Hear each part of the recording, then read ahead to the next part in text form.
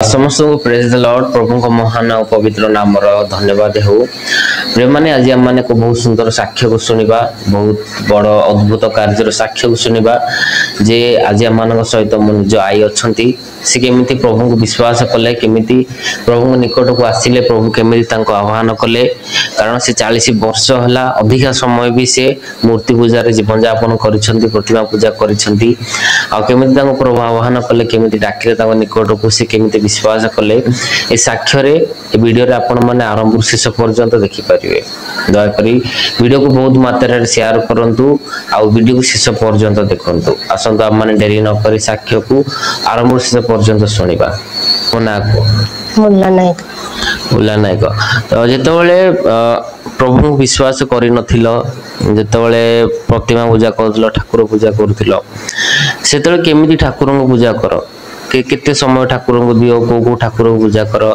ए सब विषय दुर्गा ठाकुर पूजा करे भगवती पूजा करे मंगला को पूजा करे सकाळू 4टा रात उठी फूल तोड़ी आसी गाधा फाधा सारी आसिक मंदिर को जी मंदिर पूजा पाठ करी आसिक रहे संध्या बेलू जाए पूजा पाठ करे एमती अमासिया संक्रांति पूर्णमी ठाकुर जहाँ नियम नीति सब मु करे रहे पूजा पाठ करी रहे पे भल रही 40 वर्ष जाए पूजा कर हाँ मैं आसला तारीख पूजा पाठ कर घरे तुम एकेला करथिलो ना समस्त स्वामी स्त्री कर स्वामी स्त्री आउ माने जेते भी ठाकुरंगर पुण्य पर्व आसे नियम सब किछि मान हां सब करे सब किछि मानथिलो एमिति कोन हला जे तुम प्रभु को विश्वास कलो आउ तुम जीवन रे कोन परिवर्तन आसिला जे तुम प्रभु को पाक आसिलो मूर्ति पूजा को छाड़ी की प्रतिमा पूजा को छाड़ी की 40 वर्ष तो अधिका समय तुम पूजा कलो काहे के सब हला पूजा करे ता बापा भी थिले बापा भी चली गले पुआ गोटे जे से पुआ गोटे भुवनेश्वर जाई काम पाइथि करथिला सेठु रहितिला से छुट्टी नै कि दिन घर को आसिला 3 दिन खंडे रहिला ता दिन जिबा कथा घर को ए भुवनेश्वर जिया को जने गंदी वाला से आसिला ताको कहला तू चल मो साथी रे आ हम संग होई जिबा कंदवाळ बोली ताको डाकी नहीं कि कही कि नहीं गला गंजे व्यवहार करियो नहीं से गंजे वाला लोक जने आसी ताको डाकी नहीं कि गला कहला आसे मो साथी रे आ लोकडिया है मु लोकडिया देबी कोन तुम साथी रे आसे से कथावार्ता है कि ओडू ता दिन संजळ कथा था सकाळू सेडू गला आ घरे कहनी रो खोजली कुआडे गला को कहला तो पो तो कोन कहले मु जाउची बाहागरिया रे मु कहली ए टाइम तो बाहागर नाही आ बाहागरिया रे काहार बाहागर तो जाइछि बोला के जान से तो कही गले आ एंत खोज हमरो खोजले मु देखे से कुआडे गला कोन होला तो पचार पचार कला बेलू समस्त कहले कौन ना से जाइए जन गंजे गला ताको डाकी जाइए गोटे मुझे कहली गंजे गला तो भल नुह आसे गला न कहीकि घरे हौ प्रभु के आसु हारी मोर कहली कहली हाँ ना आसु हारी के आसे मना करदेवी से लोक सहित गंजे गला से जीवनी एमती पुआ गला गला जाइए हाड़े धरिकी गंजे धरिकी आसला बेलू से कार धरिकी आसते कार से बसिक आईला दूर बाट बाइक जाइला हाँ तू बस बसिका आसी से कहला मैं बाइक बस पारि कार बसिक जी कार बसिक आसला धरा है बालीगुड़ा टे हाँ धरा है जमी सी पुलिस सब धरिकी नहीं गले कहले तो गंजे बेपारी से कहले नाई मुझे आड़े बुलिया को मोर मुझे हाथ देखी जाऊँगी मु बेपारी नुह जिते जहाँ कहला से मानिले नहीं थाना रखिले जेल नहीं गले हाँ जेल नहीं गले से रखिले जमी गंजे वाला सी आसला ता दिन आसला जमी टमाटा पचारू मो पुआ कहला हाँ तुम पुआ आसवारी आसो बोली कहला कहीं समस्त आसन से कौन गला ये मुझे बाट मुंड बोले कहीं आसलानी कौन पाई से आउ डर कहलानी से तो धराई कहलानी संध्या बेलू कहला साई जन को गला सी गंजे धरिक आम आसलु आ धरा है जमी से पुओ थाना रहा न शुणिलु गोरा कांदवा कलु आम तो गरीब लोक आनी कौन करी तो बहुत ये गोटे हेलु ସେଠୁ କାନ୍ଧମୁଆ କରିକି ରହିଲୁ। ଗୋଟେ ଲୋକମାନେ କହିଲେ ତାକୁ ତମେ ଏମିତି ଆଣିପାରିବନି, ଓକିଲ ଧର, ଓକିଲ ଧରିଲେ ତାକୁ ଆଣିବ। ମୁଁ କ'ଣ କରିବି କହିଲି ଆଉ ତ ଆମ ଘରେ କିଛି ନାହିଁ, ଯାହା ଅଳ୍ପ ବହୁତ ଥିଲା ଜିନିଷ ପତ୍ର ତାକୁ ବିକା ବିକି କଲୁ ଧାର ଉଦ୍ଧାର କରିକିରି। ସେଠୁ ମୁଁ କ'ଣ କଲୁ ପଇସା ନେଇକି ଓକିଲ ଧଇଲି। ଗୋଟିଏ ଓକିଲ ଧଇଲୁ ଯେ ସେ ଓକିଲ ରଖିକି ପଇସା ନେଲା, କହିଲା ମୁଁ କାଗଜ ପତ୍ର କରିବି, ମୁଁ ଲଢ଼ିବି, ତାକୁ ଆଣିବି। ସେଠୁ ଯେମିତି ରଖିଦେଲା ମାସେ ଖଣ୍ଡେ, ଏଠୁ ମାସେ ଖଣ୍ଡେ ରଖିକି ଏଠୁ କହିଲା ନାଇଁ ତମେ ଆଉ ଗୋଟେ ଓକିଲ କର। ସେଠୁ ମୁଁ କହିଲି ଆହୁରି ଗୋଟେ ଓକିଲ କରିବି, କହିଲା ହଁ। ଆଉ ଗୋଟେ ଓକିଲ ଗଲୁ, 2 ଜଣ ଯାକ ଓକିଲ ଲଢ଼ିଲେ 4 ମାସ ରଖିଲେ। 4 ମାସ ରଖିକି ଏଠୁ କାଗଜ ପତ୍ର ଫେରେଇ ଦେଲେ, 1000 ଟଙ୍କା ଖଣ୍ଡେ ଫେରେଇ ଦେଲେ। କହିଲେ ନାଇଁ ଆମେ ପାରିବୁନୁ, ଆଉ ଗଞ୍ଜି କେସ୍ ଆମେ ତାକୁ ଆଣିପାରିବୁନୁ। କ'ଣ କରିବି ଏଠି ତାକୁ ଆଣିଲି। ଆଣିକି କ'ଣ କଲି କାଗଜ ପତ୍ର ଘରେ ଥୋଇଲି। ଗୋଟେ ଫେରେ କଥାବାର୍ତ୍ତା ହେଲି କେଉଁଠୁ କ'ଣ କରିବି, ଆଉ ତ ନାହିଁ କଲେନି, ଆଉ କିଏ ବୁଝିବ, କିଏ ଆଣିବ, କେମିତି କ'ଣ କରିବି, କେଉଁଠୁ ଆଉ ଓକିଲ ଧରି। ସେଠୁ କହିଲି ନାଇଁ ତୁ ଆଉ କେଉଁଠୁ ଗୋଟେ ଓକିଲ ଧର, ଆଉ ତାକୁ ଦବା, ଆଉ କହିବା, ଆଉ ସେ କେମିତି ଆଣିପାରିବ। ଆଉ ଗୋଟେ ଓକିଲକୁ ଦେଲୁ କାଗଜ ପତ୍ର କୁହାବଲା କରିକି। ସେ କହିଲେ ହଉ ଦିଅ ମୁଁ ବୁଝିବି, ଦେଖିଆ ଲଢ଼ିବି, ଯଦି ଆଣିପାରିବି ଆଉ କ'ଣ। ସେଠୁ ନେଲା କାଗଜ ପତ୍ର ନେଲା, ନେଇକି ଏଠୁ ରଖିଲା। ସେ ରଖିଲା 3 ମାସ। 3 ମାସ ରଖିକି ଫେରେଇ ଦେଲା, କହିଲା ନାଇଁ ମୁଁ ପାରିବି। ମାନେ ଫାଷ୍ଟ ଓକିଲ 2 ଜଣ 4 ମାସ ରଖିଲେ, ପଇସା ଖାଇଲେ, ହେଲେ କିଛି କଲେନି, ଫେରେଇ ଦେଲେ। ତାପରେ ଆଉ ଗୋଟେ ଓକିଲ 2-3 ମାସ ଖାଇଲା, ସିଏ ଫେରେଇ ଦେଲା ପଇସା। ଆଉ ମୁଁ କହିଲି କାଗଜ ପତ୍ର 3 ମାସରେ ରଖିକି ଫେରେଇ ଦେଲା। ମୁଁ କହିଲି ଆଉ କ'ଣ କରିବି, ଆଉ ତ ନାହିଁ। ମୁଁ କହିଲି ଥାଉ, ସେ ଆଉ ତ ଆମର କିଛି ନାହିଁ, ଆମେ ତ ଗରିବ ଲୋକ, ଆମର ତ କିଛି ବୋଲେ କିଛି ନାହିଁ, ଆଉ କ'ଣ ଧନ ଅଛି ଯେ ମୁଁ ଲଢ଼ିକି ନା ଆଣିପାରିବି। ଏତେ ମାସ ହେଲାଣି, ବର୍ଷ ପାଖାପାଖି ଆସିକି ହେଲା, ଆଉ ମୁଁ କେଉଁଠୁ କ'ଣ କରିବି। ସେଠୁ ଦେଇକି ରହିଲୁ। ମୁଁ କହିଲି ନାଇଁ ଛାଡ଼, ଆମେ ଘରେ ରହିକି ମରିବା, ଆଉ ସେ ଥାନାରେ ରହିକି ମରିବ, ଆଉ କ'ଣ କରିବା, ଆମର ଉପାୟ କିଛି ନାହିଁ। ଦେଇକି ନିଷ୍ଠୁର ହେଇକି ରହିଗଲି। କହିଲି ହଉ ପ୍ରଭୁ, ଯଦି ଜଗତରେ କହୁଛନ୍ତି ଯେ ଗୋଟିଏ ଠାକୁର ଗୋଟିଏ ବୋଲି, ଏ ଗୋଟିଏ ଭିତରେ ଯଦି କୋଉ ପ୍ରଭୁ ଥିବେ ଯେ ମୋ ପୁଅକୁ ସେ ଆଣିବେ, ସେଇଟା ଲକ୍ଷ୍ୟ କଲି।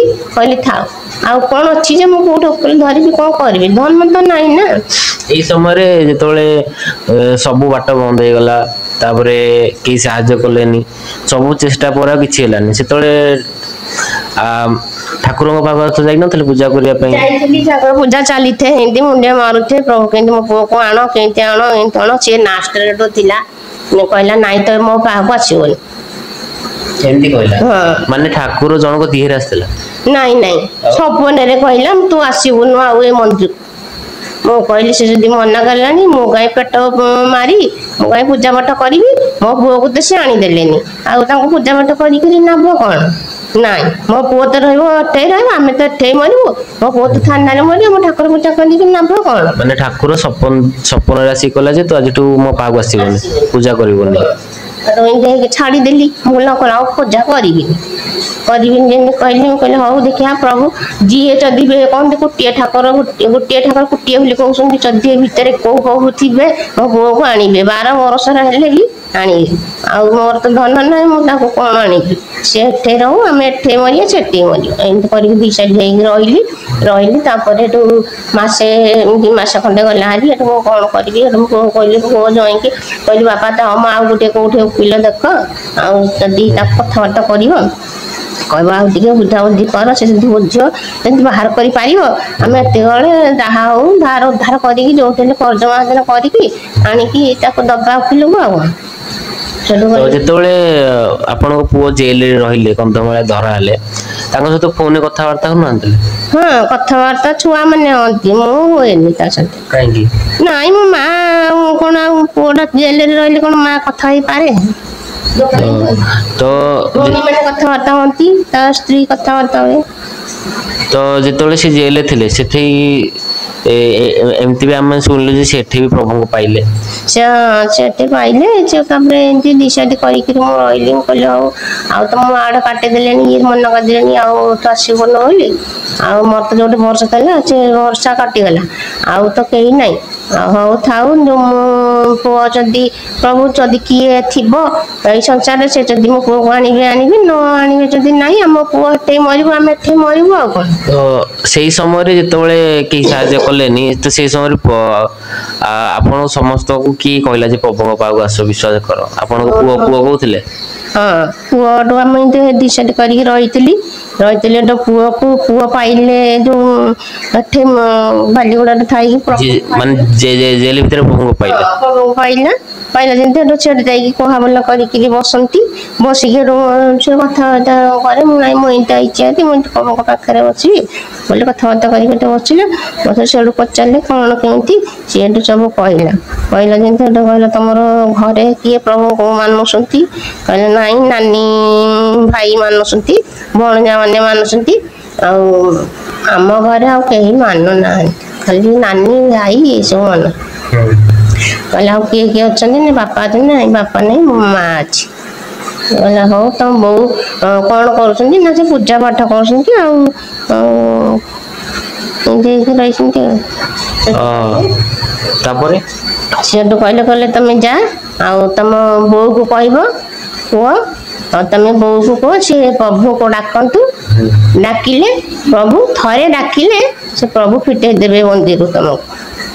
ମାନେ ସେଠି ଜେଲ ଭିତରେ ଯୋଉ ପାଷ୍ଟର ଅଛନ୍ତି ଯେ ପ୍ରଚାର କରୁଛନ୍ତି ସିଏ ତମ ପୁଅ କହିଲେ ଯେ ତମ ଘରେ ତମ ବୋଉକୁ ବିଶ୍ୱାସ କର? ହଁ ସିଏଠୁ କହିଲେ ବୋଉ ଯଦି କିଛି କରିପାରୁନାହାନ୍ତି ପ୍ରଭୁଙ୍କୁ ବିଶ୍ୱାସ କରିନାହାନ୍ତି ତମେ କୁହ ଥରେ କୁହ ପ୍ରଭୁଙ୍କୁ ଥରେ ଡାକ ପ୍ରଭୁ ବାହାର କରିଦେବେ ତମ ପୁଅ ବୋଲି କହ। ଏଇ କଥାଟା କିଏ କହିଲା? ପୁଅ କହିଲେ ପୁଅ ଶୁଣିକି ଯେମିତି ଆସିଲେ ପାଷ୍ଟର ମାନଙ୍କଠୁ ସାନ ଭଉଣୀ କାହାକୁ ଫୋନ କହିଲା ନାନୀ ଆଉ ତମେ ଯା ବୋଉ ପାଖକୁ ବୋଉକୁ କହିବ ବୋଉ ପୂଜା ପାଠ ଛାଡିବ ପ୍ରଭୁଙ୍କୁ ଥରେ ଡାକିଲେ ମୁଁ ମନ୍ଦିର ଫିଟିବି ବୋଉ ଯଦି ପୂଜା ପାଠ କରିଚାଲିବ ବୋଲେ ମୁଁ ବାହାରି ପାରିବିନି ଏଠୁ। ଏମିତି କହିଲେ? ହଁ ସେଠୁ ମୁଁ କହିଲି ହଉ ସେଠୁ ଝିଅ କହିଲା ହଉ ତେବେ ମୁଁ ଯାଉଛି ବୋଉକୁ କହିବି ସେଇ କଥା। ସେ ଭୁବନେଶ୍ୱର ଝିଅ ଥିଲା ଆସିଲା ବଡ ଝିଅ ହେରିକାଙ୍କୁ ଧରିକି ଆସିଲା କହିଲା ବୋଉକୁ ଚାଲ କହିବା ଆଉ ସେ ଏମିତି ପ୍ରଭୁଙ୍କୁ ଡାକିଲେ ଆଉ ଆମ ପୁଅ ଆସିବ। ଆସିଲେ ମୋ ପାଖକୁ ଆମର ତ ବରଷ ପାଖାପାଖି ଆସିକି ହେଲାଣି ମୁଁ ବହୁତ ନିଷ୍ଠ ହେଇକି ଅଛି ସତ କଥା ଆଉ ତାପରେ ମୋର ଆଉ କୋଉଟା କାହା ପାଖରେ ଆଉ ବିଶ୍ୱାସ ନାହିଁ ନାଇଁ କାହାରି ଉପରେ ଆଉ ବିଶ୍ୱାସ ନାହିଁ। ସେଠୁ ମୁଁ କଣ କଲି ଆସି ମତେ କହିଲେ ବୋଉ ଆଉ ତମେ ପ୍ରଭୁଙ୍କୁ ଡାକ ଆଉ ଆମ ପୁଅ ଆସିବ ମନ୍ଦିର ପ୍ରଭୁ ମନ୍ଦିରରୁ କାଢିଦେବେ। ଆଉ ଛୁଆ ମାନେ କହିଲେ ହଁ ମାଇ ତମେ ପ୍ରଭୁଙ୍କୁ ଡାକ ଆମ ମାମୁଁ ଆସିବ ସେମିତି କହିକି ମତେ ସବୁ ବୁଝେଇଲେ ମୁଁ ଗୋଟେ ଶୁଣିଲି ଶୁଣିକି ଏଠୁ ମୋର ଗୋଟେ ରାଗ ଆସିଲା ମୁଁ କହିଲି ଜଗତରେ ଯଦି ପ୍ରଭୁ ଥାଆନ୍ତେ କି କିଏ ଥାଆନ୍ତେ ଆମେ ତ ଦୁଃଖୀ ଲୋକ ଏତେ କଲବଲ ହଉଛୁ ମୋ ପୁଅ ମନ୍ଦିରରେ ରହିଲେ ଆମେ କଲବଲ ହଉଛୁ କେମିତି ରହିଛୁ କଣ କରିଛୁ କେମିତି କଣ କହୁଛୁ କଣ ପ୍ରଭୁ ଦେଖୁନାହାନ୍ତି? ଆଉ ସେ ତ ଦେଖୁଛନ୍ତି ନା ସେଟା କାହିଁକି କେହି କିଛି କହୁନାହାନ୍ତି ଇଏ ଆସିକି କହୁଛନ୍ତି ପ୍ରଭୁକୁ ଡାକ ନାଇଁ କୋଉ ପ୍ରଭୁ ଆଉ ଆଜିକାଲି ପ୍ରଭୁ କଣ ପ୍ରଭୁ ନାହିଁ ମୁଁ କୋଉ ପ୍ରଭୁଙ୍କୁ ଡାକିବିନି ଆଉ ତମ ପ୍ରଭୁ ହୁଅନି ପ୍ରଭୁ ଯଦି କହୁଛୁ ତମ ପ୍ରଭୁକୁ ନେଇକି ଯାଅ ତମ ଘର ଭିତରେ ରଖିଦିଅ। ମୁଁ ରାଗରେ କହିଲି ମୋ ମନ ବହୁତ ଦୁଃଖ ମୋର କହିକି ଏଠୁ କଣ କଲି ରହିଗଲି ମୁଁ ରାଗରେ ବସିକି କହିଲି ଛୁଆ ମାନେ କହିଲେ ନାଇଁ ଚାଲ ଯିବା ଭାରି ଆଉ ଆଇ ତ ରାଗିଲାଣି ବହୁତ ରାଗିଲାଣି ନାଇଁ ଚାଲ ଯିବା ଆଉ ଟିକେ ଶାନ୍ତ ହେଇଯାଉ ତାପରେ ଆସିକି କହିବା। ମୁଁ ଶାନ୍ତ ହେଇକି ବସିଲି ତା ଦିନ ଫେରାଇଲେ ବୋଉ ଆଉ ତମେ କାହିଁକି ବିଶ୍ୱାସ ଆମ କଥା ମାନୁନ ତମେ ପ୍ରଭୁଙ୍କୁ ଥରେ ଡାକ ପିଲାଟା କେତେ ଦିନ ହେଲା ରହିଲାଣି ଆଉ ଆମ ଭାଇଟି ଆସିଲେ ଆମେ ଦେଖିବୁ ଆଉ ତମେ କାହିଁକି ବୋଉ ବିଶ୍ୱାସ କରେ ଆଉ ପ୍ରଭୁଙ୍କୁ ଡାକେ ଆମ ଭାଇ ଆସିବ। ଛୁଆମାନେ ଏମିତି ଜିଦି କରିକି କହିଲେ ମୁଁ ସେତେବେଳଠୁ ଭାବିଲି ମୁଁ କହିଲି ମୁଁ କହୁଥିଲି ଯେ ପ୍ରଭୁ ଯୋଉଠି ଯଦି କିଏ ପୃଥିବୀରେ ଥିବ ବୋଲେ ସଂସାରରେ ମୋ ପୁଅକୁ 12 ବର୍ଷ ହେଲେ ବି ପ୍ରଭୁକୁ ଆଣିବ ଆଉ କଣ ପ୍ରଭୁ କଣ କୋଉ ପ୍ରଭୁ ଆଉ ସେ ପ୍ରଭୁ ପିଲାଙ୍କ କଣ୍ଠରେ ଆଉ କଣ ବସିକି କହୁଛନ୍ତି ନା କଣ? ମୁଁ କହିଲି ହଉ ତାଙ୍କ କଥା ମାନିବି ଆଉ ମୁଁ ତ ବର୍ଷ ଧରିକି ଡାକିଲେଣି ଯେ କେହି ଶୁଣିଲେନି ଆଉ ଛୁଆଙ୍କ କଥା ଯଦି ନ ମାନିବି ସେଠୁ କହିବେ କି ବୋଉ ଆମ କଥା ମାନିଲାନି। ହଉ ଏତେ ତ କଷ୍ଟ କଲି ଆଉ ମାସେ ଖଣ୍ଡେ ତାଙ୍କ କଥା ମାନିକି ମୁଁ ଡାକିବି ତାପରେ ଛାଡିଦେବି ଆଉ ତମ ଉପରେ କାହା ଉପରେ ନା ବିଶ୍ୱାସ ନାହିଁ ତ। ଯେତେବେଳେ କଥା ସମସ୍ତଙ୍କର ମାନିଲ ତ ଫାଷ୍ଟ କଣ କଲ ପ୍ରାର୍ଥନା କଲ ନା କୋଉ ଚର୍ଚ୍ଚକୁ ଯାଇଥିଲ? ନାଇଁ ପିଲାମାନେ ଟିକେ ଘରେ ଦିଅ ପ୍ରାର୍ଥନା କରନ୍ତି ଘରେ ପ୍ରାର୍ଥନା କରନ୍ତି ଆଉ ଫିଲ୍ମ ଭିଡ଼ିଓ କରିକି ଆଣିଥିଲେ ଯେ ଟିଭିରେ ସେ ଦେଖନ୍ତି ପ୍ରଭୁଙ୍କୁ ଆଉ ମତେ କହିଲେ ମୁଁ କହିଲି ହଉ ତେବେ ଯଦି କହୁଛ ଆଉ ମୁଁ ଡାକିବି ଆଉ କଣ ବାଧ୍ୟତା କରୁଛ ମୁଁ ଡାକିବି ଆଉ କଣ ଏତେ ତ ଡାକିଲେନି ହଉ ଡାକିବି ଆଉ କହିଲା ହଉ ଯଦି ସେଠୁ ଖୁସି ହେଲେ କହିଲେ ନାଇଁ ଆମ ଭାଇ ଆସିବ ଆଉ ପିଲାମାନେ ନାତି ନାତୁଣୀ ସେମାନେ ବି ଖୁସି ହେଲେ ହଁ ଆମ ମାମୁଁ ଆସିବ ଏମିତି ହେଲେ କହିଲେ ତମେ ଚାଲ ଆମେ ଟିଭି ଲଗେଇଦେବୁ ଆଉ ଭିଡ଼ିଓ କରିକି ଆଣିଛୁ ଆଉ ତମେ ଯୋଉ ପ୍ରଭୁକୁ ଆମେ ଚିହ୍ନଟ ଦବୁ ସେଇ ପ୍ରଭୁକୁ ତମେ ଡାକିବ ମୁଁ କହିଲି ହଉ ଚାଲ ଗଲି ହେଠୁ ପିଲାମାନେ ଟିଭି ଲଗେଇଲେ ସେଠୁ ମତେ ଚିହ୍ନଟ ଦେଲେ କହିଲେ ଏଇ ପ୍ରଭୁକୁ ତମେ ସବୁବେଳେ ଡାକିବ ଆଉ କାହାକୁ ଡାକିବନି ପ୍ରଭୁକୁ ଡାକିଲେ ପ୍ରଭୁ ଆମ ପୁଅକୁ କାଢ଼ିବେ ସେଠୁ ଦେଖିଲି ଆସିଲି ଆସିକି ଘରେ କବାଟ ଦେଲି ପ୍ରଭୁଙ୍କଠୁ ଧ୍ୟାନ କଲି ପ୍ରଭୁ ଆମେ ତ ଗରିବ ଲୋକ ଆମର ତ କିଛି ନାହିଁ ଏମିତି ସବୁ ଦୁଃଖ କଷ୍ଟ ଜଣେଇକି ପ୍ରଭୁଙ୍କଠୁ ଡାକିଲି 2 ଦିନ ଖଣ୍ଡେ ଡାକିଲି ଆଉ ମୁଁ କହିଲି ଆଉ ଯଦି ଆମେ ଆମ ବିପଦ ପଡ଼ିଛୁ ବୋଲି ସିନା ଆମେ ଡାକିବା ଦିଏ ପ୍ରଭୁ ଆମ ଦୁଃଖ ଶୁଣ ତାଙ୍କ ପାଇଁ ମୁଁ କଣ କରିବି ଆଉ ତ ପୂଜା ପାଠ କରୁଥିଲି ଯେ 101 ଦିନ ସବୁ କିଛି କରୁଥିଲି ପ୍ରଭୁଙ୍କ ପାଇଁ କଣ କରନ୍ତି ସେଠୁ ଏମିତି ଗୋଟେ ଭାବନା ଆସିଲା ତ ଗଲି ଝିଅକୁ କହିଲି ଝିଅ ଆଉ ତାଙ୍କ ପାଇଁ କଣ କରନ୍ତି ସେ କହିଲା ମା ତମେ ତ ବରଷ ହେଲା ଖାଇନ ପିଇନ ଆଉ କି ଉପାସନା କରିବ ଆଉ ତାଙ୍କର 40 ଦିନ ଅଛି 3 ଦିନ ଅଛି ଆଉ ଉପାସନା ତମେ ଉପାସରେ ରହି ତମ ଦିନ କାଟୁଛି ତମେ କେମିତି କରିବ ହଉ ତମେ ଯଦି କହୁଛ ଆଉ ଗୋଟିଏ ଦିନ କର କରିକି ତମେ ପ୍ରଭୁଙ୍କୁ ଡାକ ସେଠୁ ଶୁକ୍ରବାର ଦିନ ରହିବ 3ଟା ପର୍ଯ୍ୟନ୍ତ ଉପାସନା କରିବ ଶୁକ୍ରବାର ଯେତେବେଳେ ହଁ ପ୍ରଭୁଙ୍କ ପାଖକୁ ଆସିଲେ ଫାଷ୍ଟ ଯେତେବେଳେ ଉପବାସ କଲେ ପ୍ରାର୍ଥନା କଲେ ଧୀରେ ଧୀରେ ତାପରେ କଣ ହେଲା ଗୋଟିଏ ଦିନ ଉପାସନା କଲି ଗୋଟେ ଦିନ ଶୁକ୍ରବାର ଦିନ ଟିକେ ଉପାସନା କଲି ସେଇ ଶୁକ୍ରବାର ଦିନ ଟିକେ ଉପାସନା କରିକି ମୁଁ ରହିଛି ମତେ ବିଶ୍ୱାସ ନାହିଁ ଉପାସନା କଲି ହେଲେ ବିଶ୍ୱାସ ନାହିଁ ମାନେ ବିଶ୍ୱାସ ନଥିଲା ଖାଲି ଏମିତି ସବୁ କହୁଥିଲେ ବୋଲି ସବୁ ଆସିଲା ଆଉ ମୁଁ ଦିନେ କଣ କରୁଛି ବସିଛି ଶୁକ୍ରବାର ଦିନ ଯେମିତି ସାରିଦେଲି 4ଟା ବେଳକୁ ସନ୍ଧ୍ୟା 5ଟା ବେଳକୁ ବସିଛି ମତେ ଏତେ ଜ୍ୱର ଆସିଲା ଯେ ମୋ ଉପରେ ଯଦି ଧାନ ଗୁରେ ଢାଳିଦବ ସେ କହି ଫୁଟିଯିବ ଏତେ ଗୋଡ଼ଠୁ ଏତେ ଜୋରୁ ତାତିଲା ଜ୍ୱର ଆସିଲା କଣ କରିବି ମୋ ଛୁଆମାନଙ୍କୁ ପୋଷୁଛି ଏଠୁ ଆଣିକି ପିଲାମାନଙ୍କୁ ଖାଇବାକୁ ଦେଉଥିଲି ମୁଁ ତ ଜ୍ୱର ବାଧ୍ୟତାରେ କହିଲି କିନ୍ତୁ କଣ କରିବି ମୋ ଗୋଡ଼ ହାତ ତ ଆଉ ଚଳିବନି ମୁଁ କୁଆଡ଼େ ଯିବି କଣ କରିବି 10 ଟଙ୍କା ଥିଲେ ଗୋଟେ ଖାଆନ୍ତି ତା ବି ନାହିଁ ଗୋଟେ ଅଛି କାନ୍ଦୁଛି କାନ୍ଦିଲି କାନ୍ଦୁ ଭୁଲିଗଲି ପ୍ରଭୁଙ୍କୁ ଭୁଲିଗଲି ଗୋଟେ ବସିକି କାନ୍ଦିଲି କଣ କରିବି ଆଉ ମୋ ପିଲାମାନେ କେମିତି ବଞ୍ଚିବେ କଣ କରିବେ ତା ପିଲାଟି ମାନେ ଛୋଟ ହେଇଛନ୍ତି ସେମାନେ ଖୋଜିବେ ନା ଖାଇବା ପାଇଁ ସେଠୁ କଣ କରି ବସିକି କାନ୍ଦି ଭୁଲିଗଲି ସେଠୁ କେତେବେଳକୁ ପ୍ରଭୁଙ୍କର ବିଷୟ ମନେ ପଡ଼ିଗଲା କହିଲି ମୁଁ ତ ପ୍ରଭୁଙ୍କୁ ଡାକୁଛି ଆଉ ପ୍ରଭୁଙ୍କୁ ଯାଉଛି ଡାକିବି ଆଉ ପ୍ରଭୁ ମତେ ଟିକେ ଜ୍ୱରଟା ଟିକେ କମେଇ ଦିଅ ଆଉ ମୁଁ ଯାଇକି ଗାଁରୁ କଂସାଟା ନେଇକି ଭାତ ଗଣ୍ଡେ ମାଗିକି ଆଣିକି ଛୁଆଙ୍କ ମୁହଁରେ ଦେବି ଏଇଆ କହିକି ଯାଉଛି ପ୍ରଭୁଙ୍କୁ ଡାକିବି ସେଠୁ ଆଇଲି ଏ ଘରୁ ଯିବାକୁ ମୋ ଗୋଡ଼ ହାତ ଆଉ ଚଳିଲାନି ବହୁତ କଷ୍ଟରେ ଗଲି ଗୋଟେ ବାଇବଲ ଥୋଇ ଦେଇଥିଲା ଟିଭି ଉପରେ ଆଉ ଟିଭି ଉପରୁ ବାହାର କଲି ଧଇଲି ମୁଣ୍ଡରେ ଲଗେଇଲି ସେଠୁ ପ୍ରଭୁଙ୍କୁ ଡାକିଲି ପ୍ରଭୁ ମତେ ତ ଏମିତି ଜ୍ୱର ବାଧ୍ୟ ହେଲାଣି ଛୁଆମାନେ କଣ ଖାଇବେ କଣ କରିବେ ଆଉ ଲୋକ ଉପାସରେ ରହିବେ ଛୁଆରା ଝରିଲେ ଛୋଟ ପିଲା ଆଜି କଣ ହେଇଯିବେ କଣ କରିବି ମତେ ଟିକେ ଜ୍ୱର କମେଇ ଦିଅ ଆଉ ମୁଁ କଂସାଟା ନେଇକି ଗାଁ ମାନଙ୍କୁ ଯିବି କଂସା ଭାତ ଆଣିଲେ ଛୁଆମାନଙ୍କୁ ବସିକି ମାଗି ଯାଚିକି ଆଣିକି କହିକି ତାଙ୍କୁ ବଞ୍ଚେଇବି ଆଉ ମୋର ତ ଗୋଡ଼ ହାତ ଏମିତି ପଡ଼ିଗଲାଣି ମୁଁ କେମିତି କଣ କରିବି ବଳ ହେଲେ ସିନା ମୁଁ କୋଉଠି ଖଟିକି ଆଣିକି ଦେବି କହିକି ମୁଁ ପ୍ରାର୍ଥନା କଲି ପ୍ରାର୍ଥନା କରି ମୁଁ ପ୍ରଭୁଙ୍କୁ କାନ୍ଦିକି କହି ଲାଗିଛି ତାଙ୍କ ପାଖରେ ଗୁହାରି କରି ଲାଗିଛି ଆଉ ମୋ ଯେତେବେଳେ ମୋ ଦେହରୁ ପୁରା ଯେତେବେଳେ ବରଫ ଭଳିଆ ହେଇକି ପୁରା ମୁଣ୍ଡଠୁ ପାଦ ପର୍ଯ୍ୟନ୍ତ ପୁରା ବରଫ ହେଇଗଲା ଘଣ୍ଟା ଭିତରେ କଣ ମୁଁ ପ୍ରାର୍ଥନା କରୁଥିଲି ଆଉ ମୁଁ କହିଲି କଣ ଏମିତି ଦେହଟା ବରଫ ହେଇଗଲା ମୁଁ କହିଲି ହଁ ହଉ ଯାହା ହଉଛି ହଉ ମୁଁ ତ ପ୍ରଭୁଙ୍କୁ ଡାକୁଛି ଡାକି ସାରେ ତାପରେ ଯାଇକି ବାଇବଲ ଥୋଇବି ଆଉ ମୁଁ କଣ କହିଲି ଆଉ ଟିକେ ପ୍ରାର୍ଥନା କଲି ଥୋଇକି ପ୍ରାର୍ଥନା କରି ବାଇବଲଟି ଥୋଇକି ମୁଁ ଉଠିଲା ବସିକି ମୋଠା ଆଉ ଜ୍ୱର ନାହିଁ ସାଙ୍ଗେ ଜ୍ୱର ଛାଡ଼ିଗଲା ସାଙ୍ଗେ ଜ୍ୱରଟା ଛାଡ଼ିଗଲା ଏତେ ବଡ଼ ଜ୍ୱର ମୁଁ ଯଦି ପଡ଼ିଥାନ୍ତି ମାସେ 15 ଦିନ ପଡ଼ିଥାନ୍ତି ଖାଲି ପ୍ରାର୍ଥନା କଲ ଜ୍ୱର ଛାଡିଗଲା? ପ୍ରାର୍ଥନା କଲି ମତେ ତ ଆସିନି କିଛି ବି ନ ଜାଣତରେ ଯାହା ଦୁଃଖ ସୁଖ ଜଣେଇକି ମୁଁ ଡାକିଲି ଆଉ ଛାଡିଗଲା। 7 ଦିନ ଛାଡିଗଲା। ଉଠିକି ଆସିଲି ବରଣ୍ଡାରେ ବସିଲି। ବସିକି କହିଲି ମୋ ଜ୍ୱରଟା ଯଦି ଛାଡିଗଲା ଆଉ ମୁଁ ପ୍ରାର୍ଥନା କଲି ପ୍ରଭୁ ମୁଣ୍ଡିଆ ମାରିଲି ମୋ ପ୍ରଭୁ ମତେ ଜ୍ୱର ଛଡେଇଦେଲେ। ଆଉ ମୁଁ ତ ପ୍ରଭୁଙ୍କ ପାଖରେ ଯଦି ଡାକିବି ସବୁବେଳେ ପ୍ରଭୁଙ୍କୁ ଡାକିବି ମୋ ପ୍ରଭୁ ମୋ ପୁଅକୁ ନିଶ୍ଚୟ ଥାନାରୁ କାଢିବେ। ସେଇଠୁ ଗୋଟେ ବିଶ୍ୱାସ ଆସିଲା। ମୁଁ ପ୍ରଭୁଙ୍କୁ ଯେତେବେଳେ ବସିକି କବାଟ ଦିଏ କବାଟ ଦେଇକି ଘର ଭିତରେ ପ୍ରଭୁଙ୍କୁ ଡାକି ଚାଲିଲି ଆଉ ଶୁକ୍ରବାର ଦିନ ତାର ଦିନଠୁ ଡାକି ଚାଲିଲି ଆଉ ଡାକି ଚାଲିଲି। ମୁଁ ଯେତେବେଳେ ଡାକିଲି କାନ୍ଦିକି ମୁଁ ପ୍ରଭୁଙ୍କୁ ସବୁ ଗୁହାରି କରିକି ଯେତେବେଳେ ମୁଁ କାନ୍ଦିକି ଡାକିଲି ପ୍ରଭୁ ବେ ନମ୍ବାରେ ଗୋଟେ ଆଲୁଅଟେ ମୋ ପାଖକୁ ଆସିଲା।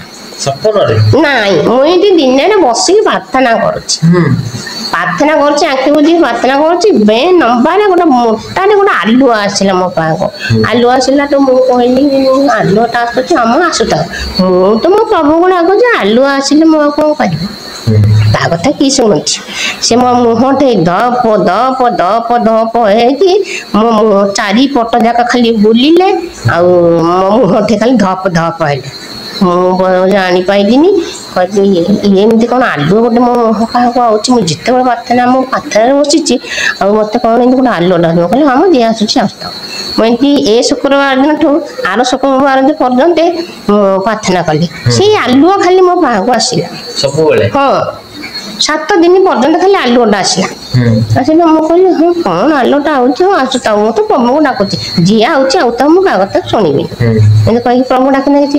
ସିଏ ମୋ ଗୋଟେ ଆସିକି ଧପ ଧପ କହନ୍ତି ଚାରିପଟ ଯାକ ମୋର ବୁଲନ୍ତି ବୁଲିକି ମୋର ଯେମିତି ପ୍ରାର୍ଥନା ସରିବେ ସେ ଆଲୁଅ କୁଆଡେ ଯାଏ। ଏମିତି ହେଲା ତା ଦିନଠୁ ଶୁକ୍ରବାର ପଡିଗଲା। ଏଇ ଶୁକ୍ରବାରଠୁ ଏ ଶୁକ୍ରବାର ହେଇଗଲା। ଶୁକ୍ରବାର ଦିନଠୁ ମୁଁ ପ୍ରାର୍ଥନା କରିକି 3ଟା ହେଲା ଯେମିତି ଗଲି ପ୍ରାର୍ଥନା କଲି ଝିଅ ଗୋଟେ ଆସିଲି କଲି ଏଠୁ ଝିଅ ବୋହୁ ଖାଇବାକୁ ଦେଲା କଂସାରେ ଦେଲା ଭାତ ଖାଇବି ବୋଲି ବସିଲି। ବସିକି ଖାଇବାକୁ ବଇଛି ମନ ପଇଲା ଆମେ ଗୋଟେ ଓକିଲ ଧରିକି ଦେଇଥିଲୁ କାଗଜ।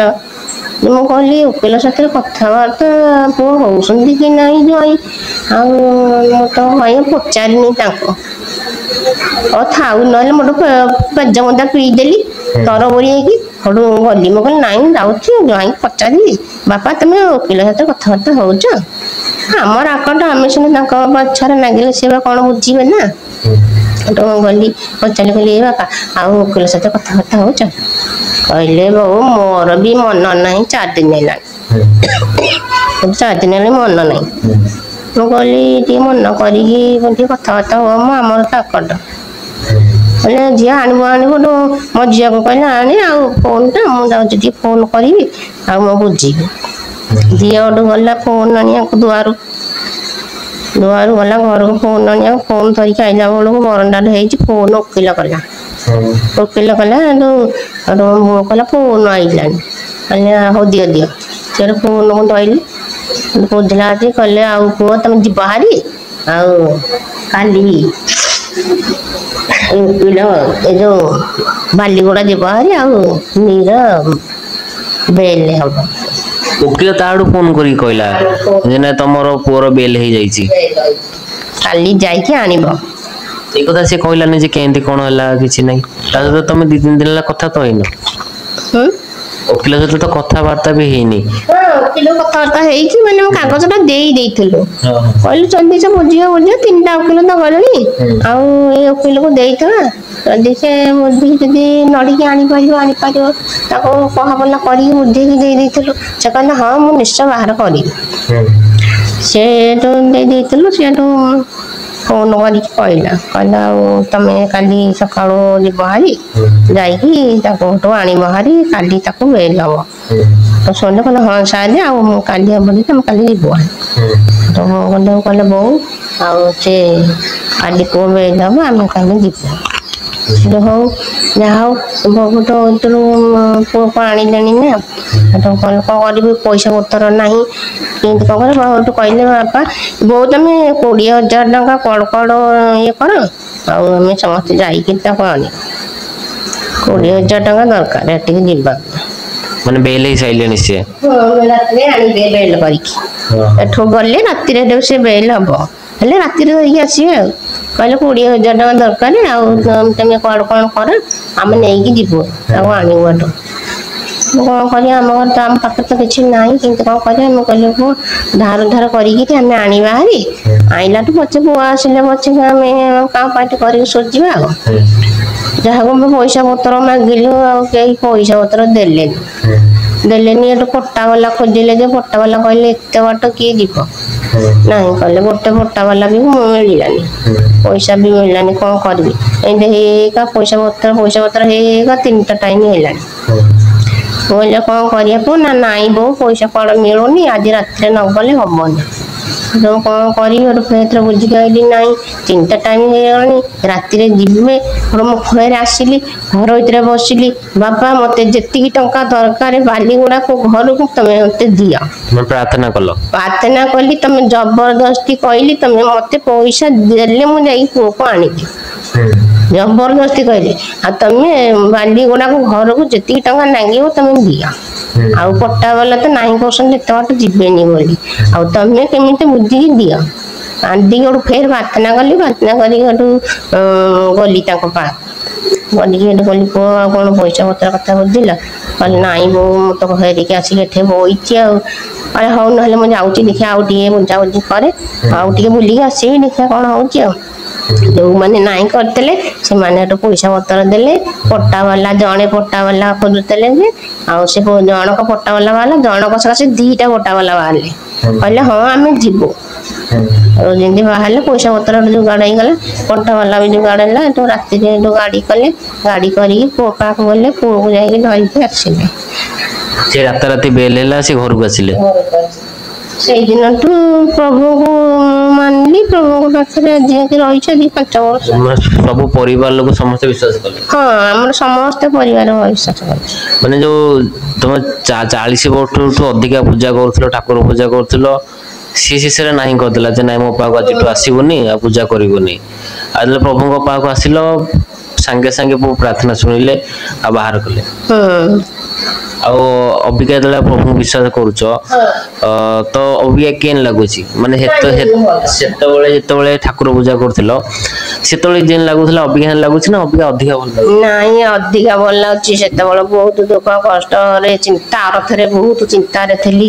ଆଉ ଚିନ୍ତା ଅର୍ଥ କରେ ବହୁତ ଚିନ୍ତା ଅର୍ଥରେ ରୁହେ ଠାକୁର ପୂଜା କରିବି ଘରେ ଖାଇବେ କଣ କରିବେ କେମିତି ରହିବେ ବଡ ଚିନ୍ତାରେ ଥିଲି ଏବେ ପ୍ରଭୁଙ୍କ ପାଖରେ ରହିଲେ ମୁଁ ପ୍ରଭୁଙ୍କ ପାଖରେ ରହିଲା କିନ୍ତୁ ମୋର ଚିନ୍ତା ନାହିଁ କିଛି ନାହିଁ ସବ ପରିବାର ବିଶ୍ୱାସ କରୁଛ ବହୁତ ଭଲରେ ଅଛି ତ ପ୍ରିୟମାନେ ଆପଣମାନେ ସାକ୍ଷ୍ୟକୁ ଶୁଣିଲେ ଯେ ପ୍ରଭୁ କେମିତି ମାଇଙ୍କ ଜୀବନରେ କାର୍ଯ୍ୟ କଲେ କେମିତି ତାଙ୍କୁ ଆହ୍ୱାନ କଲେ କେତେ ଅସୁବିଧା ଦେଇକି ତାଙ୍କ ଜୀବନରେ ସେ ଆଶ୍ଚର୍ଯ୍ୟ କର୍ମକୁ କଲେ କେମିତି ତାଙ୍କ ନିକଟକୁ ସେ ଡାକିଲେ ଆପଣମାନେ ସାକ୍ଷ୍ୟକୁ ଶୁଣିଛନ୍ତି ତ ଦୟାକରି ବିଶେଷ ଅନୁରୋଧ ସାକ୍ଷ୍ୟକୁ ବହୁତ ମାତ୍ରାରେ ସେୟାର କରନ୍ତୁ ଅନ୍ୟମାନଙ୍କ ନିକଟକୁ ଆଉ ସମସ୍ତେ ଯେପରି ଜାଣନ୍ତୁ ଯେ ବିଶେଷ କରି ଯେଉଁମାନେ ବିଶ୍ୱାସ କରୁନାହାନ୍ତି ସେମାନେ ଜାଣନ୍ତୁ ଯେ ପ୍ରଭୁ କେମିତି ଆମମାନଙ୍କ ଜୀବନରେ କାର୍ଯ୍ୟ କରନ୍ତି କେମିତି ଆମମାନଙ୍କୁ ଡାକନ୍ତି ତାଙ୍କ ନିକଟକୁ ଆଉ ତାଙ୍କ ପରିଚୟ ଆମମାନଙ୍କ ନିକଟରେ ପ୍ରକାଶ କରନ୍ତି ଯେ ଆମେ ଜାଣିପାରିବା ଯେ ସିଏ ହେଉଛନ୍ତି ଏକମାତ୍ର ଶକ୍ତି ଈଶ୍ୱର ଆମମାନଙ୍କ ଜୀବନରେ ସେ କାର୍ଯ୍ୟ କରନ୍ତି